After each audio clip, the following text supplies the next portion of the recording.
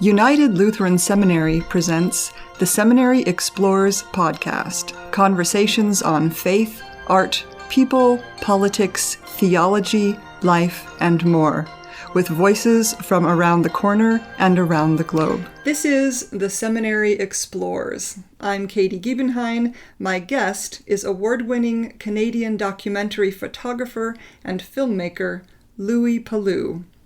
He has been a Guggenheim Foundation Fellow and a Harry Ransom Center Research Fellow in the Humanities at the University of Texas at Austin. He is known for work which examines human rights, conflict, and poverty. Publications include La Repubblica, the BBC, Der Spiegel, PBS NewsHour, the New York Times, the Washington Post, NPR, the Globe and Mail, and others. Louis Palu is an artist in residence at the Gettysburg National Military Park. Welcome to the Seminary Explorers. Thanks for having me. Let's start with the installation that you just hung today in the forest. Would you like to I'm describe? the one I'm recovering from. Yes. That installation, just for everybody who's listening, it's a series of 10 portraits of U.S. Marines that I took in 2008 in Helmand Province, Afghanistan. For some reason, that group of Marines I photographed, those portraits, something was inside them, the relationship I had with them, that when I approached publications, they ended up being 3 different covers of Newsweek magazine. They won a lot of awards, and they started being published and exhibited in a lot of different places. And one in particular became very well known in an exhibition at the Houston Museum of Fine Arts called War and Conflict, curated by Ann Tucker, which toured the United States, and it was like one of the iconic images from that exhibition. So I was asked by a photo festival at the University of North Carolina to come give a keynote talk a few years ago at one of their photo festivals. And I said, look, well, why just have me come give a talk? Why not have an exhibition? Like, you're paying to bring me down there. So I said, look, I had this idea, and it was to make these large format portraits and hang them outside of a museum, like in a forest, because it's just this nice quiet place and things are changing and there's sounds. And we did. We hung out at Battle Park at the UNC campus. It really captivated a lot of people because I took them outside of a museum. So I had them down there, and I had a plan. One day I'm going to show these again somewhere. They were rolled up in my friend's garage, and then I got this residency, and I pitched it to the park, and we scouted out a spot, and I hung them today. Sorry, that was a really long answer. Poor editor. And describe the material again. These are printed on. These U.S. Marine portraits are printed on sort of a waterproof vinyl canvas. They're over 90 inches in height. They're very, very big, and they're hung using some wire, using sort of the weight of them off trees, and they interact with the shadows of the sunlight and the sounds and the wind, and they move, and they're just kind of sitting in the forest. And it was funny, we were hanging, people were like stopping and looking and asking questions and wondering what these were and why, and what the connection was to get the Battle of Gettysburg in the park and Marines from Afghanistan. So anyway, that's the story of the portraits. And they're near the visitor center. They're actually on the path from the visitor center up to the battlefield. So if you go to the visitor center and walk up the path, you'll see them on your way to what would be, I guess, General Meade's headquarters or that parking lot. And this combination, I just keep thinking about how powerful it is. We're on a historical battlefield here, and you're bringing pictures from a conflict that when you took you're in an active zone, basically, and there's this that's an interesting tension. Do you want to say something about that? Yeah. Just where they are now here. Well, I think especially this site, Gettysburg, and I think everybody knows the significance of how this battle ended up being a part of shaping this country. The fact that it's a protected, preserved park, a place where people can go and see and understand the battle and reflect on it and what it means to them. I just feel like history is this kind of thing that we need tools to remember or think about things. And it's funny that we think that we'd preserve Gettysburg to not forget about the Civil War as a park, but that we could forget about a war still going right now in Afghanistan that we hear about once in a while in the news and don't hear about so much anymore.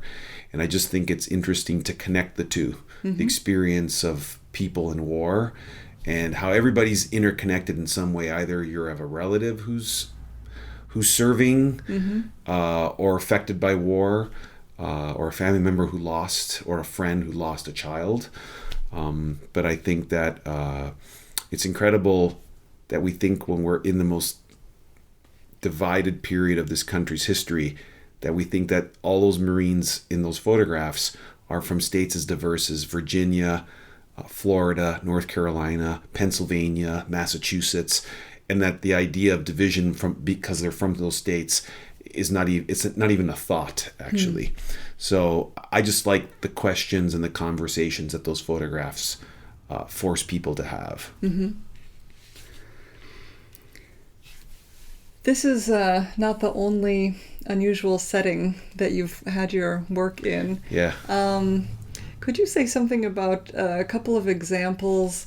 You have some really interesting formats. I mean, your photographs have appeared in museums and galleries, and also in a very diverse kind of publications, electronic and print. And also some of the installations have been, not what you might expect. Could you say something about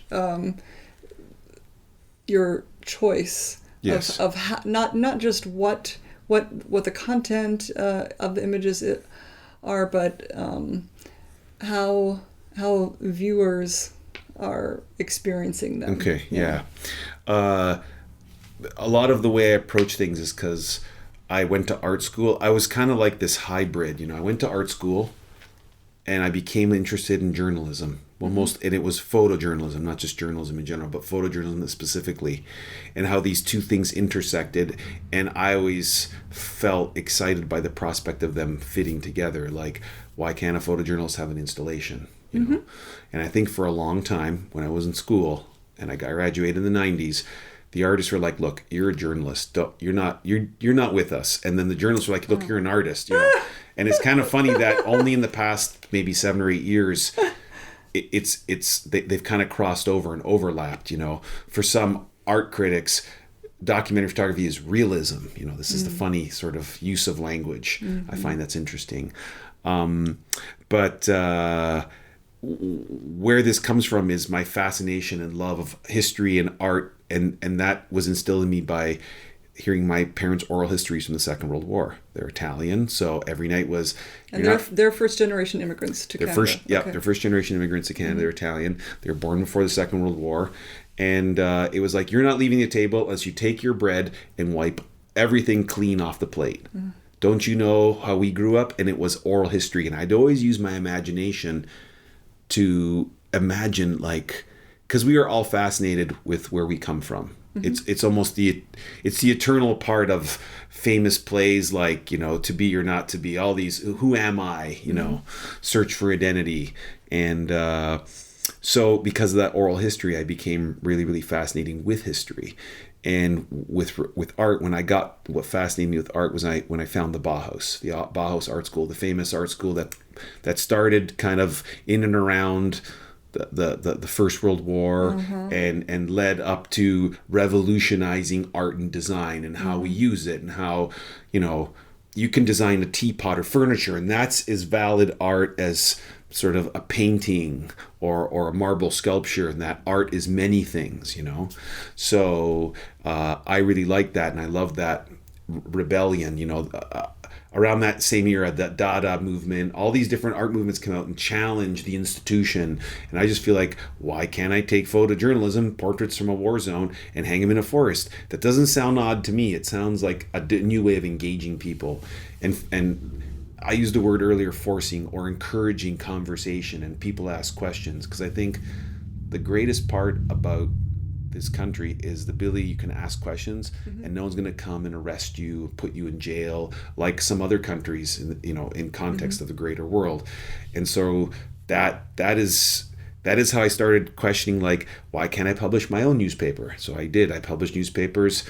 I've published 3 of them so far, one on the Mexican drug war, one on Guantanamo Bay, and one on the identity of Washington, D.C., that you can re-edit.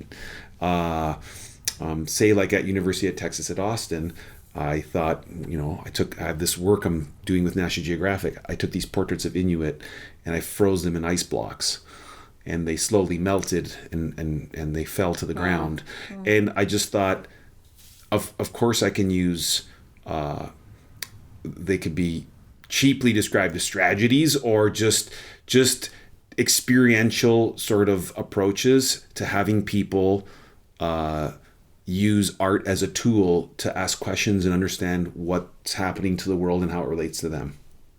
And also, it happens in so many fields, not just art, of course, but this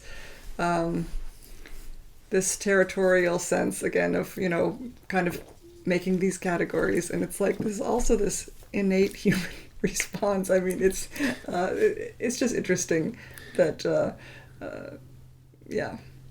Well, then there's also this preciousness around art. Like, you go into a museum, and I just want to say for the record, I love museums. They're still very, very important. It's important to commit to go to this special building, go inside there, forget about what's going on, and engage with something, painting, drawing, whatever it is.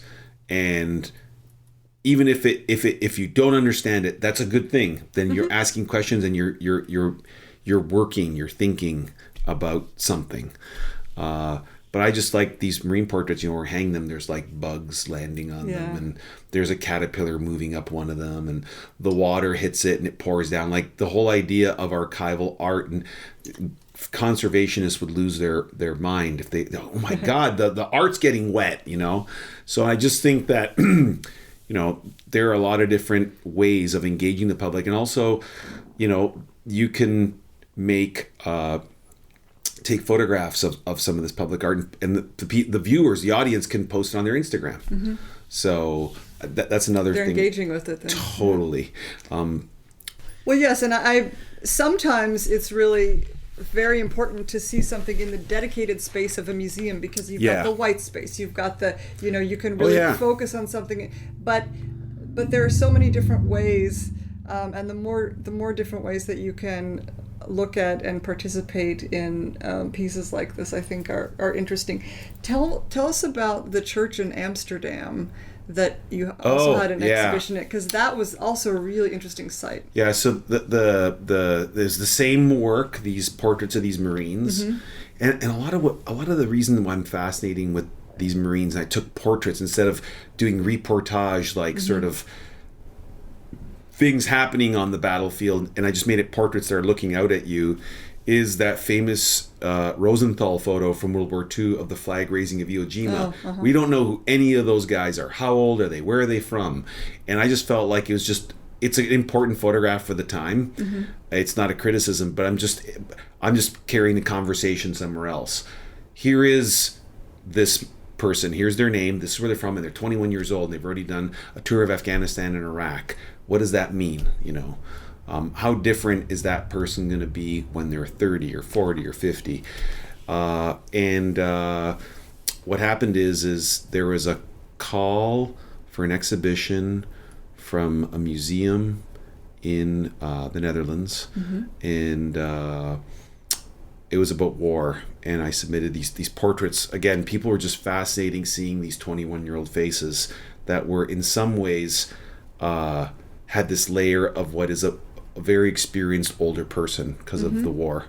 And there are also these frontal portraits. They're frontal, straightforward, and they're huge, And we talked about, I'd been fascinated with maybe printing on see-through material, like an acetate or when I say acetate, a lot of people don't look at me like, what's acetate? See-through plastic paper,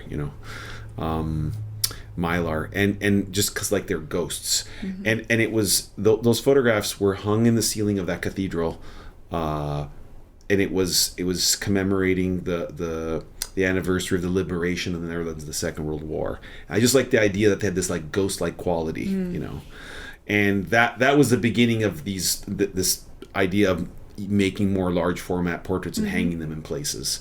I like those. They were see-through, like there's like a ghost quality to them, and that led up to the banners that I have now here at behind the visitor center on Gettysburg.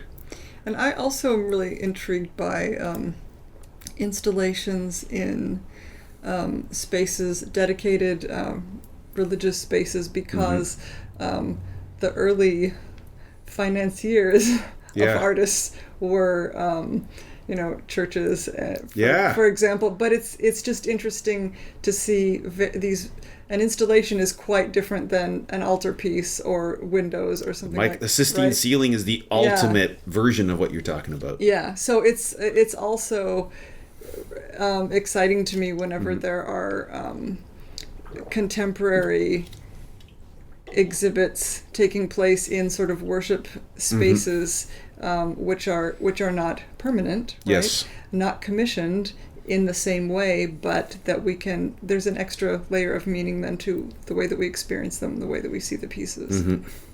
No, and I think that it's important to gauge all audiences in as many places as possible.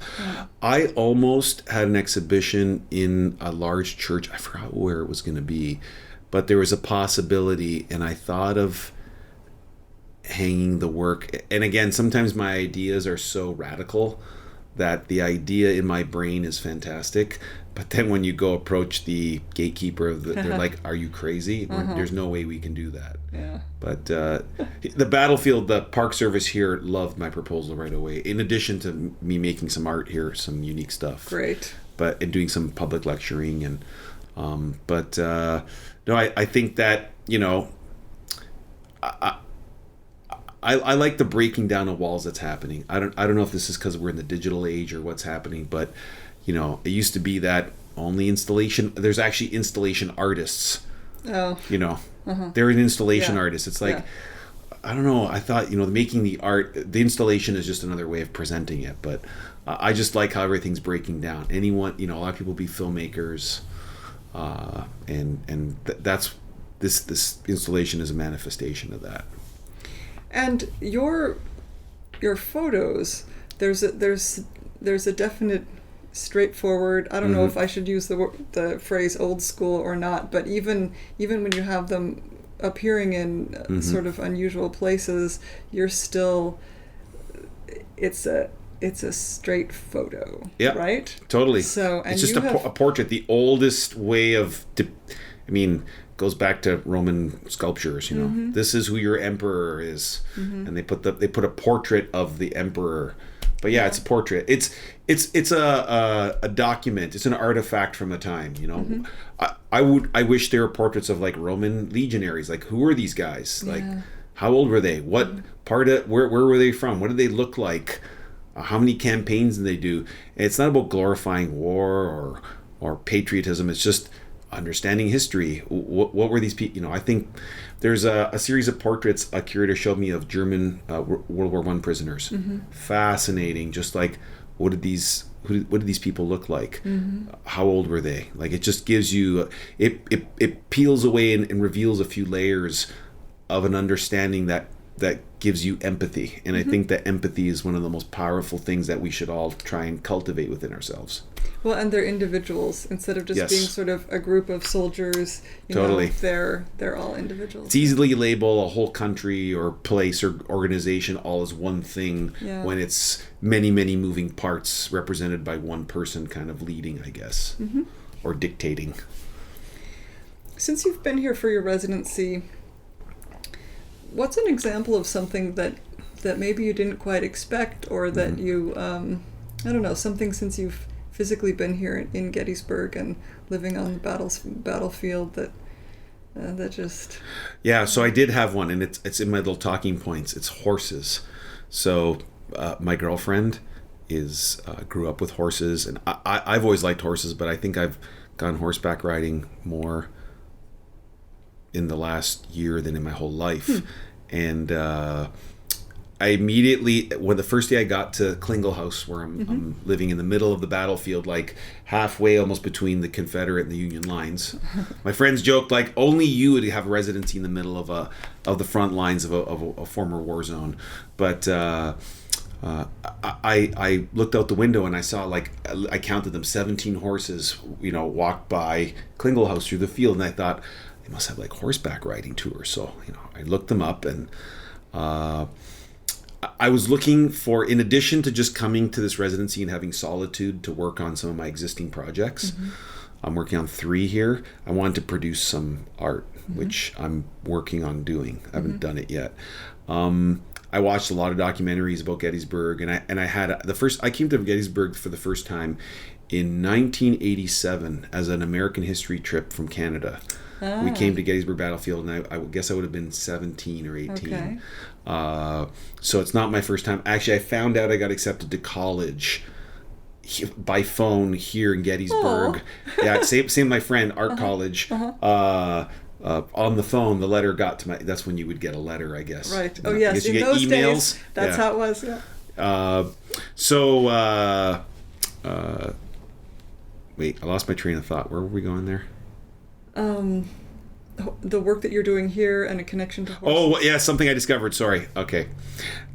So, having watched all these documentaries and looking at lots of books, what really struck me was the statistics first, of course, and I've already known it. Like over 600,000 dead.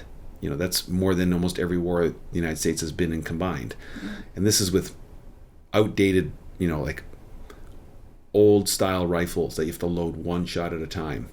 So it's very calculated, and there's a lot of effort to kill each other. And then what really struck me was I don't know where or how I saw it, but in one of the documentaries they talked about how many horses were killed in this war. And what I found really incredible, and I always try and pull unpredictable things out of how I make art.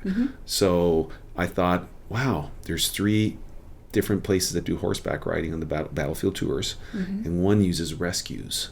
What an amazing story that, so I'm going to do something horse related. Okay. I don't know what it is yet. I have some ideas I'm working through. Very nerdy, deep photography kind of things I'm thinking about. But I found this stat that it's wide ranging. They weren't really, Pew wasn't around to collect the stats back then. By the way, I love Pew. I'm subscribed. I read all the. I listen to C-SPAN. I'm that guy. And it was over almost double. One figure is 1.2 million equines. I don't know if I'm saying that word right. Horses and/or mules and donkeys were killed in the war because horses were integral to having the most sort of efficient advanced army. All your scouting was done by horses. All your artillery, I think the standard cannon and all its ammunition would be 6 to 8 horses. Yeah. You kill enough horses, suddenly that artillery piece isn't going anywhere. Supplies, wagon train, food, everything. So, and you can't just, as everyone knows, you can't just go take a wild horse and start riding it. It costs lots of money. So horses were targeted before people a lot of times. And I think it's incredible to think of the slaughter of these animals. Yeah. And, there's these horrible stories of cruelty, like some soldiers would ride these horses to death. Like I learned from my girlfriend, you can't just like in the Western start riding this horse, like you got to get there and you can ride the horse for 3 days. The horse will die. Yeah. It'll fall down. It's a living thing. It is a living thing. But movies, there's these scenes like in Lord of the Rings where they're riding this horse like for 3 days straight to get to Elrond's kingdom or whatever. Well, that horse would have died unless it was some special elf horse. That's what struck me. That was the surprise that I'd never thought about, is how animals had been used in war. And in some ways, moving away from sort of these more ancient wars like Roman Empire, where it was swords, and obviously you'd have to use horses to get around back then. But in this, what I would say is one of these early modern wars where you were using firearms and cannons. The slaughter of horses was remarkable. There were no vehicles really yet. So it's incredible how we cultivated this incredible living thing. I mean, there isn't a cruel shred or cell or bone in any horse. And that how we forced them to be this part of this machine of war and killed them in such vast numbers. So that's my discovery here is, and it's incredible that there's this horse rescue here that, there's these horse battlefield tours with rescue horses, which is such a positive story. So you don't always find, it's hard to find that covering all the wars I've covered. That's wonderful. Do you have any other, a sort of thought or comment that you might leave us with as someone who has really just seen and been present in so many situations, and being here now with a little bit of space, and you've got kind of this mixture of the project that you do with the horses, the things that you're finishing up, this installation that you just hung that has been in other places. So. Well,